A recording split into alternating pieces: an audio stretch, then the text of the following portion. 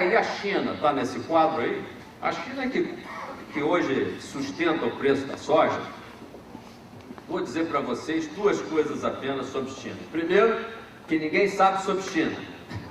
E se alguém souber e vocês acharem que sabe mesmo, por favor me avisa que eu quero ler o blog desse sujeito, acompanhar, ligar para ele se for possível, mesmo se for chinês não vai dar tanto. Quero saber mais sobre China.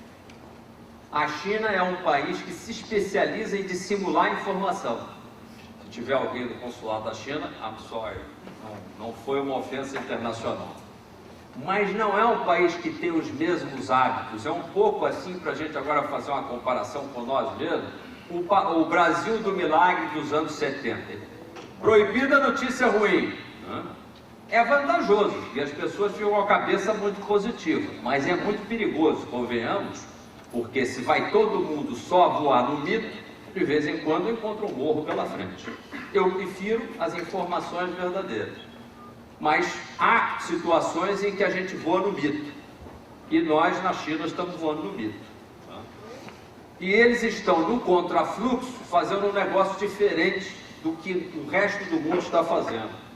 Eles estão tentando reproduzir, no meio dessa curva vermelha, uma corcova chinesa para cima.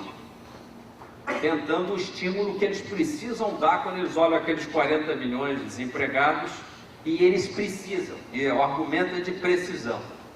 Talvez não tenha jeito, não vamos agora debater o planejamento chinês, não vem ao nosso caso. Para nós interessa, como sojicultores, uma única informação: um dia a casa pode cair lá também. Não tenhamos a menor dúvida que não tem superioridade chinesa nesse sentido mental e intelectual. Eles são super esforçados, super ativos, um povo que merece todo nosso respeito, etc. e tal, e são iguais a todo mundo, com as mesmas qualidades, os mesmos defeitos, né? E, portanto, cometem também danos macroeconômicos. E o que a gente tem que desconfiar é que não é fácil crescer 12% a 13% todos os anos seguidamente, mesmo com uma taxa de poupança que realmente é muito bonita, porque é muito superior à nossa. Por um detalhe técnico, já não depende mais deles. Eles precisavam, para crescer 12%, 13%, de um parceiro enlouquecido que só consumia. E estava tudo combinado, sejam os americanos, esses grandes consumidores mundiais. São ainda. Meu Deus do céu, a taxa de poupança norte-americana já saltou de uma hora para outra, numa velocidade de ajustamento incrível, o que é um bom sinal, mas ao mesmo tempo é um sinal de alerta, bom sinal macroeconômico, ou seja, o mundo funciona de acordo com os incentivos. E os americanos agora estão incentivados a poupar. Já saltou de 0% de taxa de poupança, era zero nos Estados Unidos, para 4%. E o normal, estou falando da poupança pessoal, das famílias, que estava ancorada durante, eternamente, muitos anos, entre 8% e 10% do PIB americano. Foi caindo nesse período, né? Não precisava. Poupar para quê? Os chineses poupam por nós. Mentalidade que, de repente, no Brasil, alguém poupa por nós. Não. Até que a gente tenha um mundo perfeitamente circular, onde chinês possa virar brasileiro, brasileiro possa virar japonês, etc. Vai demorar um pouco, né? Enquanto as jurisdições, as línguas, as distâncias físicas forem suficientemente grandes para a gente saber que aqui é o Brasil, e no máximo ali a Bolívia que está um pouquinho mais perto, e o resto é diferente e é o outro time, vai haver necessidade de nós nos garantirmos macroeconomicamente com o nosso planejamento da nossa poupança. Os americanos esqueceram disso e estão pagando caro. Ao fazer o seu ajustamento, vão fazer o ajustamento em cima da possibilidade de produção chinesa. Produção eminentemente industrial, e daí a queda dos produtos de origem mineral. E a pergunta que fica é: mas comer eles têm que comer. Eu não gosto desse argumento. Se comer tem que todo mundo comer, a África vai assegurar o preço da saca de soja a R$80 o saco. Né? Claro, se nós formos computar bocas que querem comer, nós já estamos com a nossa vida resolvida. Por que nunca foi assim e nunca será? Porque Boca não resolve o problema de equacionamento de mercado. Renda de quem compra, sim. Se a renda de quem compra está aumentando, você tem pressão para produzir mais e pressão de preço enquanto você produz mais.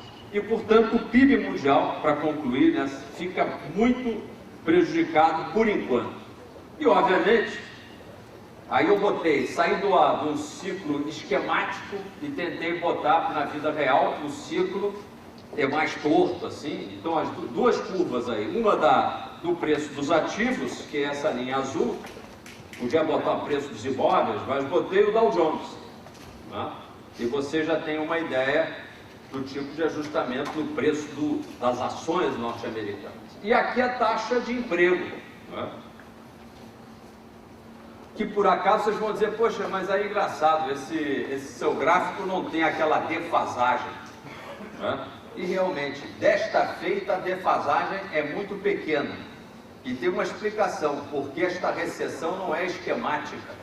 E uma das coisas que nós economistas temos, alguns que estão pesquisando mais a fundo isso, temos observado é que esta também não é uma recessão cíclica de ajustamento de estoques.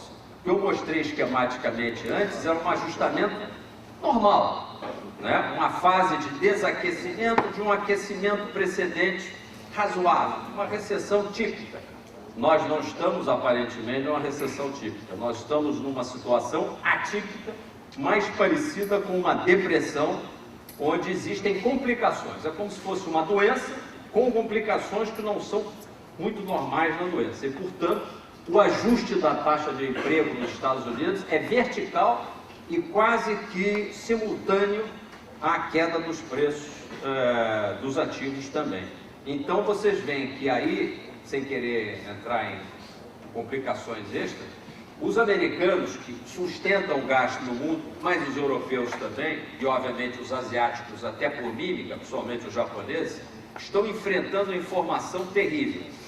No fluxo, eles veem a sua renda diminuindo. Se não é a renda do fulano, é a renda do vizinho que foi desempregado lá de Wall Street, ou da fábrica de Detroit, ou de uma fábrica de componentes eletrônicos lá em San José, na Califórnia. Em qualquer um desses lugares, ou de uma construção civil, que era mestre de obra, de um prédio em Miami que ia acontecer, mas não vai acontecer mais. Várias situações nos Estados Unidos. Então, ele tem uma perda do fluxo, mas ele tem principalmente uma informação mais grave. Fiquei menos rico.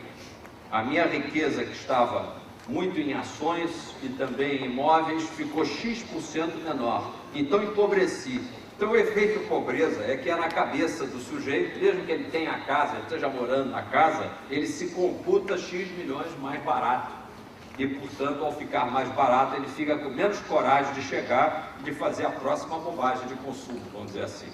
Ele já não faz mais. Então, já digo, pelo efeito fluxo e pelo efeito estoque, conjugadamente, está todo mundo segurando a onda.